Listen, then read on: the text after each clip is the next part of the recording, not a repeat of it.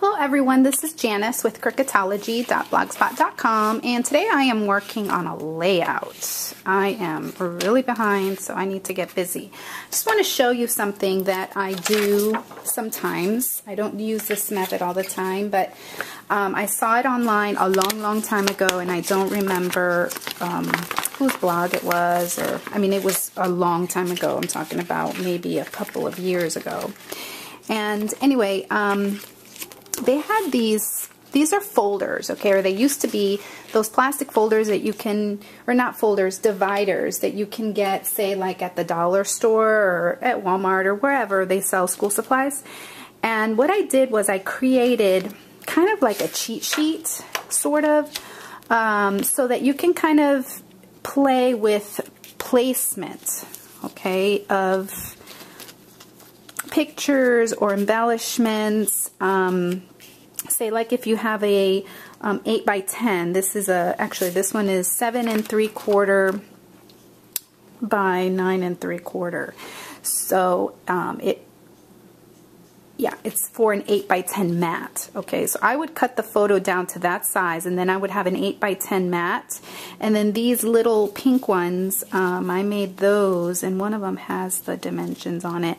It's 2 3/4 by 2 3/4. Okay, so they're for 3 by 3 mats, and so then you can kind of get an idea of how you want to lay your page out. Okay, and so I made one for a 5 by 7 mat, but I made it 4 3/4 by 6 3/4, and I made a few 3 3/4 ones. Okay, so I've got those, and then these are 4 by 6s. But they're not cut at 4 by 6, they're cut at 3 3/4 by 5 3/4. And then I made some tiny ones in case, you know, you want to do tiny photos or tiny embellishments, and you can just kind of map it out with this and then cut everything out. And so I kind of did that today. I've been out of the layout mode for a while, so I needed a little bit of help. So I came up with this layout. I'm going to move it over here. Okay, I used 3 of these, right? And so then I got my photos and cut them down to that size. And then there's my 4 by 6. Okay, so I kind of knew I wanted to do that with the photos that I have, and then I still have room to do some images on my Cricut. I'm going to do a title that says Reptile and Amphibian Friends, and so I'm using the alphabet from Zubaloo. And so that's going to go there, Reptile and Amphibian, and then Friends. And then maybe I'll cut out, and I may just put this over here and then cut out, I was thinking of that little iguana from Zubaloo and put it in this corner.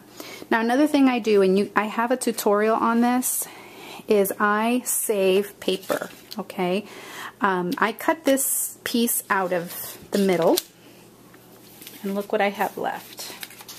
I have all of this plus this mat, okay, left over, and so I can use that, and that way it all coordinates, and I'm not wasting all that paper that's behind this piece. Okay, I cut 1 inch off of each side off of this pattern paper.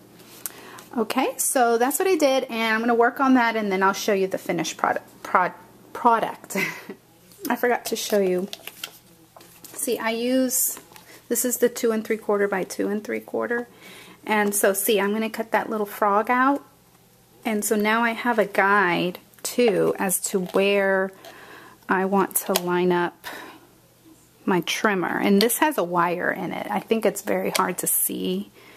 I don't think you can see it, but this has been my favorite trimmer ever because of that, because you can really see where you're going to cut.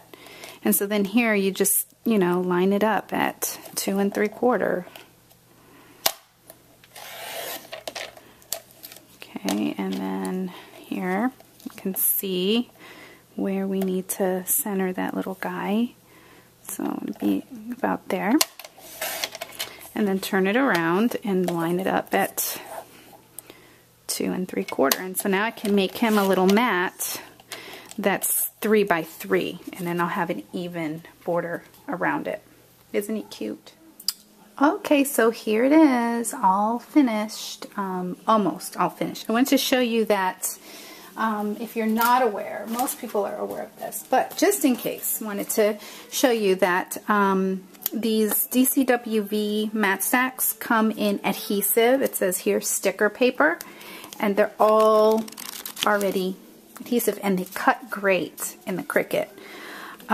So I did this with the Zubaloo. I did the title with the Zubaloo cartridge, and I did the shadow just to make this lettering stand out. And I still think it could have been maybe a different color, like a dark brown would have been better. I'm not 100% satisfied with this layout, but that happens sometimes. But we're going to go with it.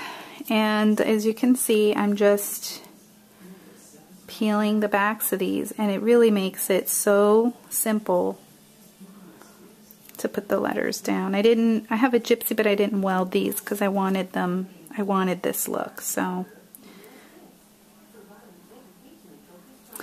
that's it. And then and then what I did was to I wanted them to just stand out a little bit more. So what I did was I used the copper stickles to go over the letters, just to make them stand out more. And I think that kind of did the trick. I wonder if these come in like a chocolate brown. When I go to the expo, I'm going to look for like a chocolate brown color.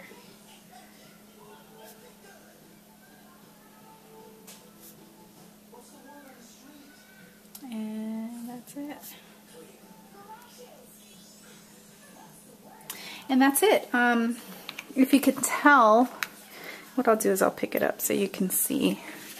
Just a couple things I want to point out. I did my faux stitching around this photo, and I made my little iguana.